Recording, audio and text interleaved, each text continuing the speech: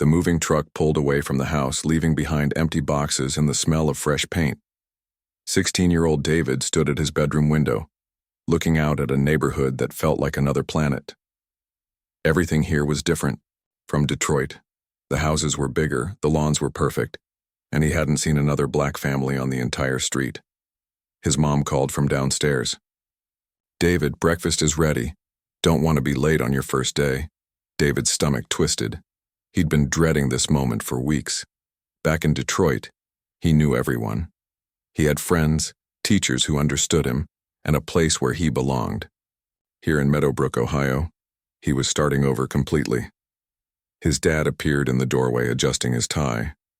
As an engineer, his father had received a promotion that was too good to pass up, even though it meant uprooting their entire family.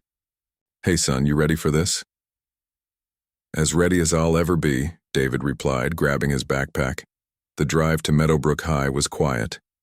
David watched the suburban streets roll by, noting how clean and organized everything looked. When they pulled up to the school, his heart sank a little. The building was huge, much bigger than his old school, with perfectly manicured grounds and students who all seemed to know exactly where they belonged. His mom squeezed his hand. "Remember what we talked about. Be yourself, stay confident, and give people a chance to know the real you." David nodded and stepped out of the car. The moment he walked through the front doors, he felt it. The stairs. Conversations seemed to pause as he passed by. It wasn't his imagination. He was definitely being noticed, and not necessarily in a good way. The main office was his first stop. The secretary, a kind, older woman, handed him his schedule and locker combination. "You're in for a treat, honey. We have some wonderful teachers here. Let me know if you need anything." Finding his locker proved to be an adventure. The hallways were like a maze, and David found himself walking in circles. Finally, a girl with curly red hair pointed him in the right direction. "New kid?" she asked with a friendly smile. When he nodded, she added, "It gets easier. Trust me." His first class was American history. David slipped in just as the bell rang, and every head in the room turned to look at him. The teacher, Mr. Collins, was in the middle of explaining an assignment about local historical figures. "Ah, you must be David. Welcome to Meadowbrook High. Class, we have a new student joining us from Detroit." David gave a small wave and found an empty seat in the back. He could feel eyes on him throughout the entire class. When Mr. Collins asked if anyone knew about the Underground Railroad's connection to their town, David raised his hand. He'd studied this topic extensively back home. The Underground Railroad had several routes through Ohio, David explained. Many escaped slaves found refuge in towns like this before continuing north to Canada. The class seemed impressed, but David noticed a few students exchanging looks that he couldn't quite read. After class, a tall blonde boy approached him. "Hey, I'm Tyler," the boy said with what seemed like a friendly smile. "That was pretty cool what you said in there. You must know a lot about that stuff, right?" Something in Tyler's tone made David uncomfortable, but he couldn't pinpoint exactly what it was. "I guess I've read about it," David replied cautiously. "Yeah, I bet you have," Tyler said, his smile not quite reaching his eyes. "See you around Detroit." The morning classes went by in a blur of introductions and curious stares. David was good at math and science, which earned him some respectful nods from classmates, but he still felt like he was being observed like some kind of interesting specimen. Lunchtime was the real test. David grabbed his tray and looked around. The cafeteria. The social groups were obvious. Athletes at their tables, theater kids in their corner, honor students clustered together. He found an empty table near the windows and sat down alone. He'd barely taken his first bite when Tyler appeared with 3 other boys. They were all wearing Letterman jackets, clearly the popular crowd. "Mind if we sit?" Tyler asked, but he was already pulling out a chair. "Guys, this is David, the kid I was telling you about from Detroit." The other boys, Jake, Connor, and Blake, looked David up and down with barely concealed curiosity. Jake, who seemed to be the leader of the group, leaned forward. "So, David, what brings your family to our little town?" Jake's question sounded innocent enough, but there was something underneath it. My dad got transferred here for work, David answered simply. That's cool, Jake nodded. What kind of work does he do? He's an engineer. Connor raised his eyebrows. No kidding? That's impressive. What about your mom? She's a doctor, a pediatrician. The boys exchanged glances, and David couldn't tell if they were impressed or skeptical. Tyler jumped in with another question. So what was it like living in Detroit? I heard it's pretty rough there. Did you have to watch your back all the time? David felt his jaw tighten. It's a big city like any other. Some areas are nice, some aren't, just like everywhere else. Right, Jake said, but his tone suggested he didn't quite believe it. I'm just saying it must be nice to be somewhere safer now, you know? Somewhere more civilized. The word hung in the air like a challenge. David looked around the table at the four faces staring at him. He could feel the conversation shifting into dangerous territory, but he wasn't sure how to navigate it without causing problems on his very first day. I mean, we're just curious, Blake added with a shrug. We don't get many new students here, especially from places like Detroit. Places like Detroit? David repeated slowly. You know what I mean, Blake said with an uncomfortable laugh. Urban areas, big cities. It's just different here. David finished chewing his sandwich, buying himself time to think. These boys weren't being outright hostile, but something felt off. Their questions seemed loaded with assumptions he didn't like. Well, I guess I'll find out how different it is, David said finally. Jake smiled, but it didn't feel warm. Oh, you will. Small towns have their own way of doing things, their own traditions, if you know what I mean. The bell rang, ending lunch and saving David from having to respond.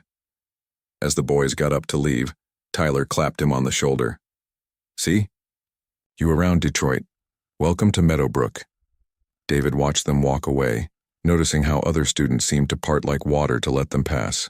These were clearly the kings of the school, and David had a sinking feeling that his interaction with them hadn't gone as well as it could have. The afternoon classes were easier to navigate. In chemistry, he partnered with a quiet Asian girl named Lisa, who seemed genuinely friendly and didn't ask him 20 questions about where he came from. In English, the teacher assigned a project on contemporary authors, and David felt confident he could handle that. But as the day wore on, he couldn't shake the feeling that word was spreading about the new kid. He caught whispered conversations that stopped when he walked by. He noticed heads turning to look at him in the hallways. It wasn't necessarily mean, but it was constant, and it made him feel like he was under a microscope. By the time the final bell rang, David was exhausted. Not from the schoolwork, which had been manageable, but from the mental energy of being on all day, of trying to make a good impression while navigating social landmines he didn't fully understand. As he walked to his locker, he reflected on his first day. Some moments had been genuinely positive. Lisa seemed nice, Mr. Collins appeared to be a fair teacher, and the secretary had been welcoming. But those interactions with Tyler, Jake, and their crew left him uneasy. His phone buzzed with a text from his mom. How was your first day, sweetheart? David stared at the question for a long moment before typing back. Interesting. Tell you about it when I get home. As he walked out of the school building, David couldn't help but feel like he was walking into something much bigger and more complicated than just being the new kid. But he also knew he didn't have a choice but to figure it out. This was his life now, and somehow he was going to have to make it work. 3 weeks had passed since David's first day at Meadowbrook High, and what started as uncomfortable stares had grown into something much worse. The initial curiosity from other students had settled into a pattern that made David's stomach churn. Every morning when he woke up, it started small. Jake and his crew would time their movements to accidentally bump into David in the hallways. The first time it happened, David thought it really was an accident. The second time, he wasn't so sure. By the 5th time, there was no doubt it was on purpose. Oops, sorry, Detroit, Jake would say with that same fake smile, making sure to use the nickname loud enough for other students to hear. Didn't see you there. The hallways at Meadowbrook High were wide enough for 4 people to walk side by side, but somehow Jake always managed to shoulder check David when passing by. His friends would laugh like it was the funniest thing they'd ever seen. During his second week, David found his locker decorated with a piece of paper taped to the front. At first glance, it looked like someone had drawn a map of the United States, with an arrow pointing from Michigan to Ohio. But when he looked closer, he realized the map was actually meant to be something else entirely. The message was clear: go back where you came from. David tore it down quickly, looking around to see if anyone was watching. A few students walked by, but they all seemed to suddenly find their phones very interesting. Nobody had seen anything, of course. That afternoon in chemistry class, David was paired with Lisa again for a lab experiment. She was one of the few students who treated him normally, never asking weird questions about Detroit or making comments about how he was different from what she expected. "You okay?" Lisa asked quietly as they measured chemicals. "You seem kind of stressed lately." David glanced around the classroom. Jake sat 3 tables away, occasionally looking over with that smirk that made David want to punch something. "Just adjusting to the new school, I guess." Lisa followed his gaze and frowned. "Those guys bothering you?" "Nothing I can't handle," David said. But even as the words came out, he wasn't sure they were true. The next week brought a new level of harassment. David started finding notes in his locker, not taped to the outside this time, but slipped through the vents. The messages were never signed, but he knew exactly who was behind them. "Maybe you'd be happier at a different school," read one. "Some people just don't fit in here," said another. "Why don't you transfer somewhere more your speed?" David kept the notes, though he wasn't sure why. Maybe as evidence, though evidence of what, he wasn't certain. It's not like the school had any anti-bullying policies that he'd seen, and the few teachers who might have cared seemed oblivious to what was happening. His grades started to slip. Not dramatically, but enough for his parents to notice. Math had always been his strongest subject, but now he found himself staring at equations and seeing Jake's face instead of numbers. In English class, when they discussed themes of belonging and isolation in literature, David felt like the words were written specifically about his life. "How are things going at school?" his mom asked one evening over dinner. Dr. Patricia Williams had always been good at reading her son's moods. "Fine," David said, pushing food around his plate. His father, James, looked up from his own meal. "Just fine? Your mother and I were hoping you'd made some friends by now." David wanted to tell them everything about Jake and his crew, about the notes, about how he dreaded walking through those school doors every morning. But his parents had given up so much to move here. His dad's promotion was a big deal, and his mom was working to get her medical practice established in a new town. The last thing they needed was to worry about him not being able to handle high school. "There's this girl Lisa in my chemistry class. She's nice," David said, which was true, even if it wasn't the whole story. "That's wonderful," his mom said, her face brightening. "Maybe you could invite her over for dinner sometime." David nodded, but inside he was thinking about how Lisa was probably the only student in the entire school who would even consider coming to his house. The harassment escalated again the following Monday. David arrived at school to find that someone had broken into his locker. Nothing was stolen, but his textbooks were scattered on the floor, and there was a new note tucked inside his math book. "This is just the beginning," it read. David's hands shook as he picked up his books. He looked around, but the hallway was crowded with students getting ready for first period. Anyone could have done this, though he had a pretty good idea who was responsible. During lunch that day, David sat at his usual table by the windows. He'd given up trying to sit with other groups after several awkward attempts where conversations would die the moment he approached. He was halfway through his sandwich when Jake and his friends appeared. "Hey, Detroit," Jake said, sliding into the seat across from him without being invited. "We need to talk." Tyler, Connor, and Blake took the other seats, effectively trapping David at the table. The cafeteria was noisy, full of conversations and laughter, but David felt like he was in a bubble where only the 5 of them existed. "Some people have been saying things," Jake continued, leaning forward with his elbows on the table. "Saying that you think you're better than everyone else here." David's heart raced. "I never said anything like that." "Really?" Connor jumped.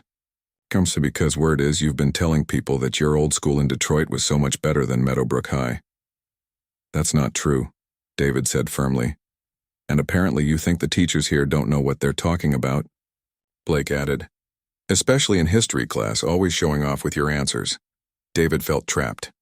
Participating in class was what good students were supposed to do, wasn't it? But now even his academic success was being turned against him. Look, Jake said, his voice taking on a more serious tone. This is a small town. We have our own way of doing things here. Some people need to learn their place, you know what I mean? The words hit David like a physical blow. He'd heard that phrase before, know your place, right? In history books and documentaries about the civil rights era. He never thought he'd hear it directed at him in 2024. I'm not causing any trouble, David said quietly. Not yet, Jake replied. But some folks think you might be the type to cause problems. Coming from where you come from and all. David looked around the table at the four faces staring at him. These weren't just bullies picking on the new kid for fun. There was something darker here, something that made his skin crawl. What do you want from me? David asked. Nothing much, Jake said with that fake smile. Just for you to remember that, this isn't Detroit. Things work differently here. Some people are welcome and some people... He shrugged. Well, some people need to earn their place. The bell rang and the boys got up to leave. Jake paused and leaned down close to David's ear. Think about what we talked about, Detroit. Because if you can't learn to fit in here, maybe you should think about finding somewhere else to go. David sat alone at the table long after the cafeteria had emptied, his lunch forgotten. The threat had been clear, even if it wasn't spelled out directly. He was not welcome here, and if he didn't find a way to make himself invisible, things were going to get much worse. That afternoon, David called in sick to his last 2 classes and walked home early. He couldn't focus. Couldn't pretend everything was normal when his world felt like it was falling apart. For the first time since moving to Meadowbrook, he seriously considered asking his parents if they could move back to Detroit. But as he walked through the suburban streets, looking at the perfect lawns and big houses, David realized something important. Running away wouldn't solve anything. If he left now, Jake and his friends would know they had won. They would know that their intimidation tactics worked. More than that, there were probably other students at Meadowbrook High who were dealing with similar problems. Maybe not exactly the same, but other kids who felt like outsiders who were being picked on or excluded. If he ran away, he'd be abandoning them too. By the time David reached his front door, something had changed inside him. The fear was still there, but it was mixed with something else now. Anger, determination, and a growing understanding that this fight was about much more than just him surviving high school. He had a choice to make. He could try to keep his head down, avoid confrontation, and hope that Jake and his crew would eventually get bored and leave him alone. Or he could find another way to deal with this situation. David pulled out his phone and started doing something he should have done weeks ago. He began documenting everything. Every incident, every note, every threatening comment. If this was going to be a fight, he was going to make sure he had the evidence he needed to win it. The war for David's place at Meadowbrook High was just beginning. That Friday evening, David sat in his room staring at his phone. His documentation folder now contained photos of 12 different threatening notes, timestamps of every hallway incident, and detailed descriptions of each confrontation. But having evidence and knowing what to do with it were 2 different things. His phone buzzed with a FaceTime call from Detroit. The screen showed his grandmother's warm smile, and for the first time in weeks, David felt some of the tension leave his shoulders. "There's my favorite grandson," Grandma Rose said, her voice carrying that familiar mix of love and no-nonsense wisdom that had guided David through every difficult moment of his life. "Hey, Grandma," David said, trying to sound more cheerful than he felt. But Grandma Rose had raised 5 children and helped raise 10 grandchildren. She could spot trouble from a mile away, even through a phone screen. "David Williams, what's wrong?" she asked directly. "And don't you dare tell me nothing. I can see it in your eyes." The floodgates opened. David found himself telling his grandmother everything, about Jake and his crew, about the threatening notes, about feeling like he was trapped in a place where he would never belong. He showed her the photos of the notes, described the cafeteria, confrontation, and admitted how scared he was becoming. Grandma Rose listened without interrupting, her expression growing more serious with each detail. When David finished, she was quiet for a long moment. "Baby," she finally said, "let me tell you a story." David settled back against his pillows. Grandma Rose's stories always had a purpose. When I was about your age, maybe a little younger, I was one of the first black students to integrate Lincoln High School here in Detroit. This was 1963, mind you, and things were complicated. David had heard bits and pieces of this story before, but never the full version. There were boys there, white boys, who did everything they could to make me feel like I didn't belong. They put things in my locker, called me names, made sure I ate lunch alone every single day. Sound familiar? David nodded, feeling a chill of recognition. I wanted to quit so many times.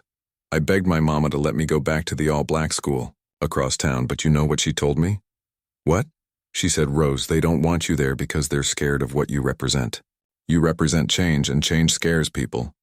But if you run away, you're telling them they were right to be scared. And worse than that, you're telling the little black girls who come after you that they should be scared too." Grandma Rose leaned closer to the camera. "David, those boys at your school aren't picking on you because you did something wrong. They're picking on you because your very presence challenges everything they think they know about the world. You're smart, you come from a good family, and you're not fitting into the little box they want to put you in. But Grandma, what am I supposed to do? I can't fight 4 guys, and the teachers don't seem to care. Who said anything about fighting with your fists?" she asked with a slight smile. "Baby, the strongest weapon you have is up here," she tapped her temple. "And the second strongest weapon you have is your character." "I don't understand. Let me finish my story. Those boys at Lincoln High, they expected me to either fight back physically or break down crying. Instead, I did something they didn't expect. I started excelling. I mean really excelling. I joined the debate team, the math club, and the student newspaper. I made sure my grades were perfect, and I helped other students with their homework." David listened intently as his grandmother continued. "See, they wanted to prove I didn't belong there, but every time I succeeded, every time I showed kindness to someone who was struggling, every time I demonstrated grace under pressure, I was proving them wrong. Not just to other people, but to themselves. Did it work? Not immediately. They kept trying to tear me down for months. But here's what happened. Other students started noticing. They saw that I wasn't the scary person these boys were claiming I was. They saw that I was just a kid trying to get an education just like them. Slowly, some of them started standing up for me. Not all at once, and not dramatically, but in small ways. David felt a spark of something he hadn't felt in weeks. Hope. Now, I'm not saying it was easy, Grandma Rose continued. There were days I cried myself to sleep. There were times I wanted to give up. But I kept remembering what my mama said about the girls who would come after me. And you know what? She was right.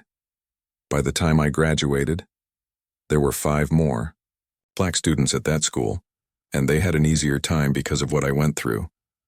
So what should I do, Grandma? Document everything, just like you're already doing. That's smart. But more importantly, show them who you really are. Excel in your classes. Find ways to help other students. Join clubs or activities where you can show your talents. Make it impossible for reasonable people to believe the lies those boys are spreading about you. After they hung up, David felt different, not completely better. The fear was still there, but he had direction now. He had a plan. The next Monday, David walked into school with a different attitude. Instead of trying to make himself invisible, he held his head up. When Jake and his crew tried their usual hallway intimidation, David looked them in the eye and kept walking. In American history class, when Mr. Collins asked a question about the civil rights movement, David raised his hand. The Montgomery bus. Boycott wasn't just about buses, David said. It was about economic power. African Americans made up about 75% of the bus ridership. So their boycott hit the city where it hurt most, their wallets. Sometimes the most effective resistance isn't violent confrontation, it's strategic action. Mr. Collins nodded approvingly. Excellent point, David. Economic boycotts were indeed a powerful tool for social change. David noticed several students looking at him with what seemed like respect rather than suspicion. Jake's face, on the other hand, showed barely controlled anger. After class, Lisa caught up with David in the hallway. That was really insightful, she said. I never thought about the economic aspect of the boycotts before. Thanks, David said. I've been reading a lot about civil rights history lately. Actually, Lisa said, looking a little nervous, I was wondering if you might want to help me with something. I'm starting a tutoring program for students who are struggling in math and science. I know you're really good at both subjects. David's first instinct was to say no. Getting involved in school activities would make him more visible, and more visibility meant more opportunities for Jake and his friends to cause trouble. But then he remembered his grandmother's words about showing people who he really was. I'd like that, David said. Great. We're meeting after school on Wednesdays in the library. Just a few students so far, but I think it could really help some kids who are falling behind. As the week went on, David threw himself into his studies with renewed focus. His grades, which had been slipping, started climbing back up. In chemistry, he helped Lisa set up demonstrations that made complex concepts easier to understand. In math, he worked extra problems and even helped the teacher organize the classroom supplies. But his newfound confidence didn't go unnoticed by Jake and his crew. If anything, it seemed to make them angrier. On Wednesday afternoon, David was walking to the library for the first tutoring session when Connor stepped out of a bathroom blocking his path. Where do you think you're going, Detroit? To the library, David said calmly. I don't think so, Connor said, moving closer. See, some of us think you're getting a little too comfortable around here, acting like you own the place. I'm just trying to help some students with their homework. Help? Connor laughed, but there was no humor in it. Nobody asked for your help. Nobody wants you here playing teacher. David felt his heart rate increase, but he kept his voice steady. The students who signed up seemed to want the help. Well, maybe they need to understand that getting help from someone like you isn't a good idea. Before David could respond, Connor shoved him hard against the lockers. The metal made a loud bang that echoed through the empty hallway. This is your last warning, Detroit. Stop trying to be something you're not, and stop trying to fit in where you don't belong. Connor walked away, leaving David standing against the lockers with his heart pounding. For a moment, the old fear came rushing back. Maybe this was a mistake. Maybe he should just keep his head down and try to survive until graduation. But then, he thought about his grandmother's words about the girls who came after her at Lincoln High School. He thought about the students waiting in the library who genuinely wanted help with their studies. He thought about all the other kids at Meadowbrook High who might be dealing with their own version of Jake and Connor. David straightened his shirt, picked up his backpack, and walked to the library. The tutoring session was small, just 3 students who were struggling with algebra and chemistry.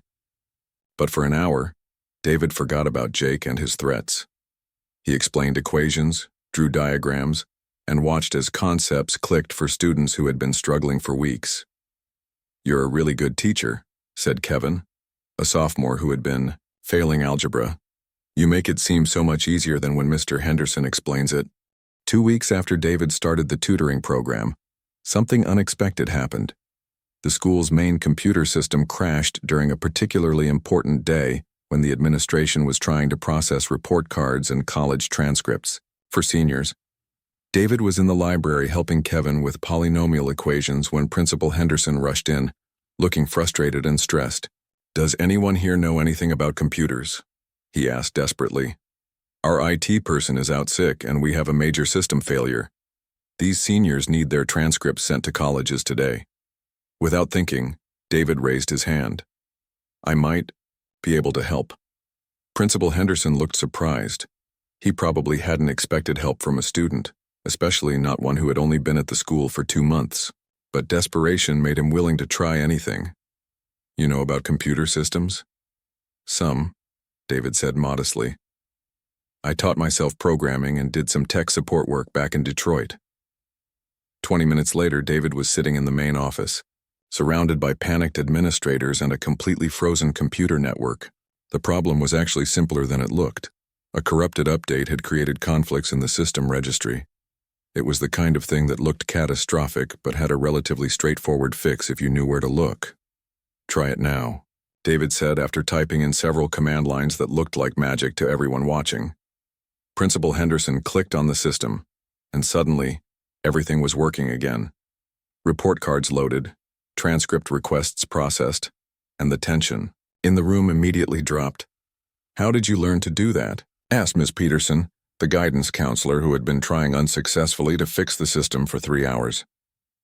"YouTube videos mostly," David said with a slight smile, "and a lot of trial and error on my mom's old laptop." Word about David's computer skills spread quickly through the school.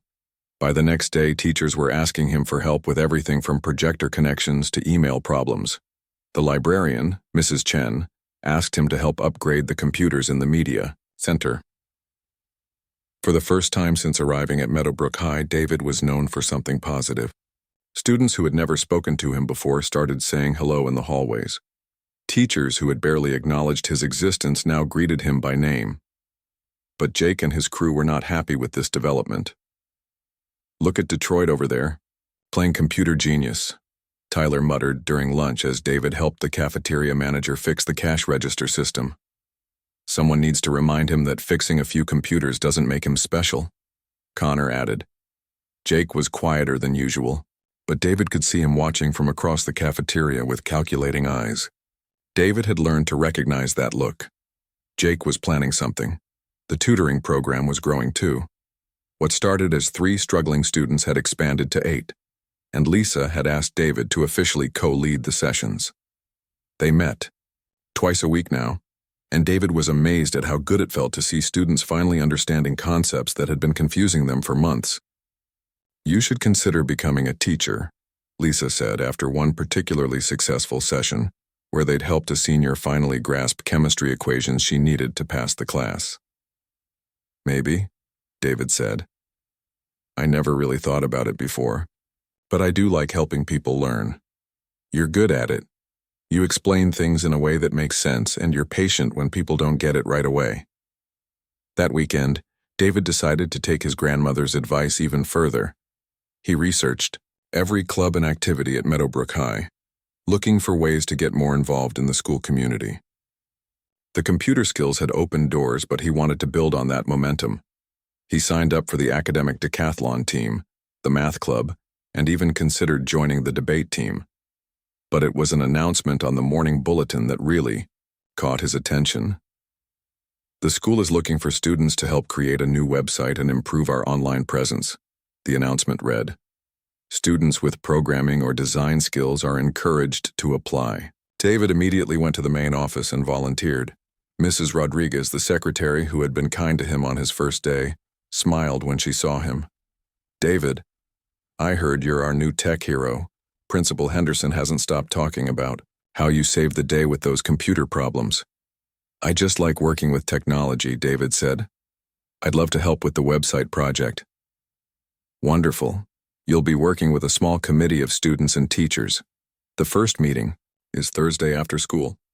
Thursday's meeting was in the computer lab, and David was surprised to see who else had volunteered for the project. Besides Lisa, there were 2 seniors he didn't know well, Alex from the newspaper staff and Riley from the yearbook committee. There was also someone he hadn't expected, Zoe, a junior who usually hung around with Tyler and Connor. Zoe seemed as surprised to see David as he was to see her. She was quiet during most of the meeting, but David noticed her paying close attention when he presented ideas for improving the school's online systems. "We could create a student portal where people can check grades, get homework assignments, and communicate with teachers," David suggested. "Most schools have something like this, but it would be new for Meadowbrook." "That's actually a really good idea," Alex said. "The newspaper could have its own section too, where we post articles and announcements. And the yearbook committee could use it to share photos and get input from students," Riley added. By the end of the meeting, they had outlined an ambitious project that would completely modernize how Meadowbrook High operated online. David found himself naturally taking the lead on the technical aspects while the others focused on content and design. As they were packing up, Zoe approached him hesitantly. "David, can I talk to you for a minute?" They walked out of the computer lab together, and Zoe seemed nervous about whatever she wanted to say. "I wanted to apologize," she finally said, "for how some people have been treating you. I know Jake and his friends have been difficult." David was surprised by her honesty. "You don't have anything to apologize for. You haven't done anything to me." "But I haven't done anything to stop it either," Zoe said. "I've seen what's been happening, and I should have said something. It's not right." "Why are you telling me this now?" Zoe looked down at her books. "Because watching you in that meeting, seeing how smart you are and how much you want to help make the school better, it made me realize how wrong Jake and the others have been about you." This was the first time any student connected to Jake's group had acknowledged what was happening, let alone apologized for it. David felt a mix of gratitude and caution. "Thanks for saying that," David said. "It means more than you know." "Jake's not going to like that I'm working on this project with you," Zoe admitted. "But I'm tired of letting him make decisions for me." Over the next few weeks, the website project became David's main focus outside of classes and tutoring. He spent hours after school programming features and troubleshooting problems. The other committee members were impressed by how quickly he could turn their ideas into working systems. But Jake and his crew were getting increasingly aggressive.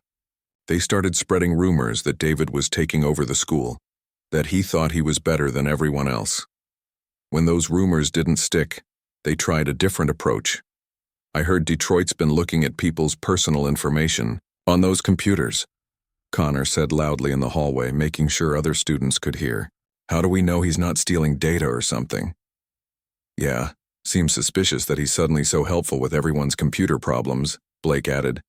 "Maybe he's got other reasons for wanting access to the school systems." David felt a chill when he heard these rumors. Unlike the previous harassment, these accusations could actually damage his reputation and get him in real trouble with the school administration. But something had changed in the school's social dynamics. When Connor made his accusations near David's locker, Kevin, the sophomore from the tutoring program, spoke up. "That's ridiculous," Kevin said. "David's helped me with math for weeks, and he's never done anything but try to help people." "Yeah," added another voice. It was Riley from the website committee. "David's been nothing but professional with the computer project. He's actually making the school better." More students began pushing back against the rumors. Lisa defended David in her classes. Alex wrote an article for the school newspaper highlighting the tutoring program and David's contributions to the school. Even some teachers started speaking up. Mr. Collins made a point of praising David's insights in history class. Mrs. Chen publicly thanked him for his help in the library. Principal Henderson mentioned David's technical assistance in the morning. Announcements. Jake and his crew found themselves in an unexpected position. They were losing the narrative war. The more they tried to tear David down, the more other people spoke up in his defense. But Jake wasn't done yet. If public opinion was turning against him, he would have to try a different strategy. David could see it in the way Jake watched him, now, not with the casual cruelty of a bully enjoying his power, but with the focused intensity of someone planning something bigger. The final confrontation came on a Tuesday morning in late November, but not in the way David expected. He arrived at school to find a crowd gathered around his locker. Students were whispering and pointing, and David's heart sank when he saw what they were looking at. Someone had spray-painted a racial slur across his locker door in bold red letters. Below it, in smaller text, were the words, "Go home, Detroit." David stood frozen for a moment, feeling the familiar mix of anger, hurt, and embarrassment wash over him. But then he noticed something different about the crowd. Instead of the curious stares and uncomfortable silence he'd experienced months earlier, he saw genuine anger and disgust on many faces. "This is disgusting," he heard Lisa say to someone nearby. "Whoever did this should be expelled." "I can't believe someone would do this in 2024, said Alex from the newspaper staff. "This is hate crime level stuff." Kevin from the tutoring program was actually taking pictures with his phone. "This needs to be documented," he said when he saw David approaching. "Evidence for the administration." Before David could respond, Principal Henderson appeared, pushing through the crowd. His face went pale when he saw the locker. "Everyone step back," he said firmly. "David, I am so sorry. This is absolutely unacceptable, and whoever did this will face serious consequences."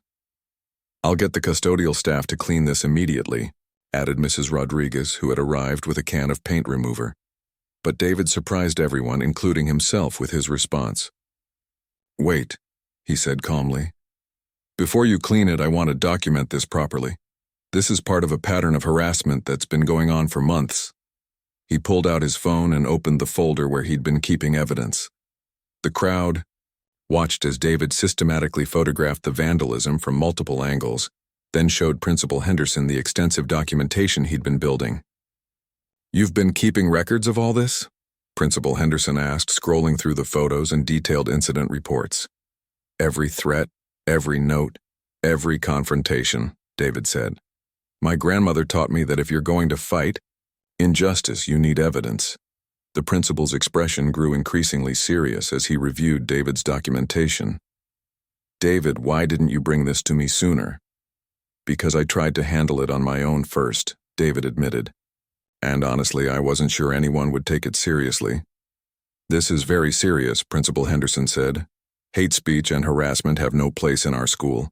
I'm calling a meeting with all the administrators immediately." As the custodial staff cleaned the locker, word spread quickly through the school about what had happened, but instead of the victory Jake had probably hoped for, the vandalism seemed to backfire completely. By lunchtime, David found his usual table surrounded by students he'd never spoken to before. They came to express support, share their own experiences with bullying, and ask what they could do to help. "This kind of thing happened at my old school," said Taylor, a quiet girl from his English class. "It made me sick then, and it makes me sick now." "My little brother is mixed race," added Jordan, a senior from the basketball team. "If someone did this to him, I'd want the whole school to stand up for him."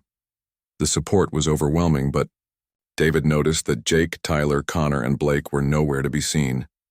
That worried him more than their usual harassment tactics. During fifth period, David was called to the principal's office. He walked in to find not just Principal Henderson, but also the school superintendent, Dr. Martinez, and the district's compliance officer. "David, thank you for coming," Principal Henderson said. "We've reviewed all of your documentation and we want you to know that we're taking this very seriously." Dr. Martinez leaned forward. "What you've experienced is completely unacceptable. We're implementing immediate changes to our anti-bullying policies, and we're going to make sure this kind of harassment stops. We've also been reviewing security. Camera footage," added the compliance officer. "We have clear evidence of who vandalized your locker." David wasn't surprised when they told him it was Connor. What did surprise him was what happened next. "We've suspended Connor for 10 days, and he'll face additional consequences when he returns," Principal Henderson explained. "But we also discovered something else during our investigation." The compliance officer pulled out a tablet, showing security footage from various parts of the school over the past several weeks. "Your documentation helped us identify patterns and dates to examine. We found evidence of multiple incidents involving the same group of students. This wasn't just random bullying. This was systematic harassment." As David watched the footage, he saw incidents he'd documented, and several he hadn't even known were recorded. Jake shoving him in the hallway, Tyler putting notes in his locker, Blake following him after school. "All 4 students involved will face serious consequences," Dr. Martinez said. "Jake Miller will be suspended for 2 weeks and required to attend sensitivity training. The others will face similar penalties." "But David," Principal Henderson continued, "we also want to do something positive with this situation." They explained that the school was launching a new anti-bullying initiative, and they wanted David to be involved in developing it. They were also creating a peer mediation program and a student advisory committee on school climate. "Your documentation and the way you handled this situation shows real leadership," Dr. Martinez said. "We'd like you to help us make sure no other student has to go through what you experienced." That afternoon, David walked through the hallways with a different feeling than he'd had in months. Not just relief that the harassment was finally being addressed, but a sense of purpose he hadn't expected. Zoe approached him at his locker, looking nervous but determined. "I heard what happened with the investigation," she said. "I want you to know that I told them everything I witnessed, about all the times Jake and the others targeted you." "Thank you," David said. "That must have been difficult." "It was the right thing to do," Zoe replied. "I should have done it months ago." The next few weeks brought changes David never could have imagined when he first walked through the doors of Meadowbrook High. The website project launched successfully, earning praise from students, teachers, and parents. The tutoring program expanded to include peer mentoring for new students. David was elected to the student council and became the first student representative on the district's anti-bullying task force. But the most meaningful change was in the school's social atmosphere. Other students who had been silent witnesses to bullying started speaking up. Teachers received training on recognizing and addressing harassment. New policies made it clear that discriminatory behavior would not be tolerated. Jake returned from his suspension a changed person, or at least someone who understood there were real consequences for his actions. He didn't become David's friend, but the open hostility was gone. During a required mediation session, he actually apologized. "I was wrong," Jake said, not meeting David's eyes.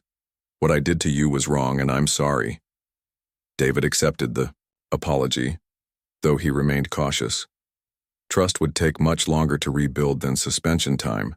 The transformation wasn't just in the school, it was in David himself. The scared, isolated boy who had arrived from Detroit had become a confident young man who understood his own power to create positive change. On a Friday afternoon in December, David stood in front of the school's new Diversity and Inclusion Club, addressing a room full of students from different backgrounds and grade levels. "When I first came to Meadowbrook High, I felt like I didn't belong here," he said. "Some people tried to make sure I felt that way. But I learned something important. Belonging isn't something other people can give you or take away from you. It's something you create for yourself and for others." Lisa, who was now co-president of the club with David, nodded approvingly from the front row.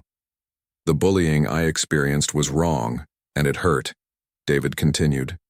"But it also taught me that when we stand up to injustice, not with anger or violence, but with evidence, persistence, and community, we can make real change happen." After the meeting, David walked to his car with a group of friends, something that would have seemed impossible just months earlier. His phone buzzed with a text from his grandmother. "Saw the article about your school's new anti-bullying program in the online news. I'm so proud of you, baby. You didn't just survive, you made things better for everyone who comes after you." David smiled as he read the message. He thought about that scared 16-year-old who had walked into Meadowbrook High feeling like he was entering enemy territory.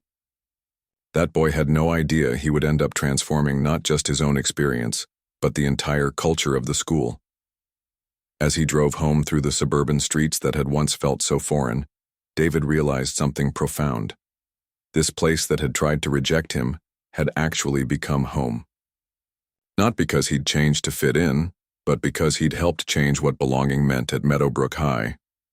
The bullies had picked on what they thought was an easy target. Instead, they had awakened someone who would become unstoppable, not through force or retaliation, but through the quiet power of excellence, documentation, community building, and refusing to let others define his worth.